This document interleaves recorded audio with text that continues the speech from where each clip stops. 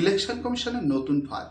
Final লিস্টে 7,08,00,000 ভোটারের নামই থাকবে, অর্থাৎ খসড়া তালিকাতে যে নামগুলো এসেছিল সব নামই থাকবে।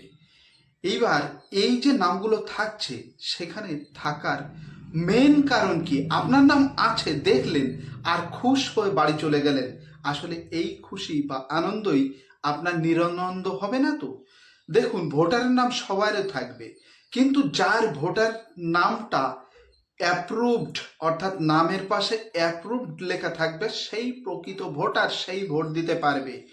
বাকি যে 60,00,000 ভোটার আছে তাদেরটাও অতি চালাকির সাথে ফাইনাল লিস্টে রেখে দেওয়া হচ্ছে। ফাইনাল লিস্টে সকলের নাম রেখে দেওয়া হচ্ছে যাতে করে তারা অন্য কোনো পদক্ষেপ না নিতে পারে, বা তারা যে নেবে তার আগে ইলেকশন কমিশন দেখিয়ে রাখবে যে আপনার নাম তো প্রসেসিংয়ে চলছে।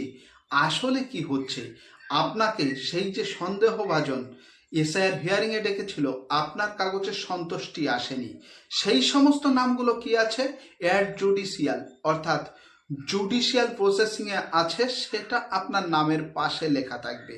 তাই এসআইআর ফাইনাল লিস্টে আপনার নাম এসে গেছেই মানে আপনি ভোট দিতে পারবেন, বৈধ ভোটার হয়ে গেলেন, সেটা কিন্তু নয়। সাপ্লিমেন্টারি লিস্টে এই যে জুডিশিয়ালের মাধ্যমে প্রায় 60,00,000 ভোটার, এই ভোটারদের নাম উঠবে ওই লিস্টে। সেই লিস্ট নিয়েই আপনি আনন্দে নাচতে নাচতে বাড়ি গেলেন, কিন্তু পরে দেখলেন যে না, ওটা জুডিশিয়াল প্রসেসিংয়ের মাধ্যমে রেখে দিয়েছে আপনার নামটা, তখন কিন্তু আপনার মাথায় বলাই যায় বজ্রাঘাত পড়বে।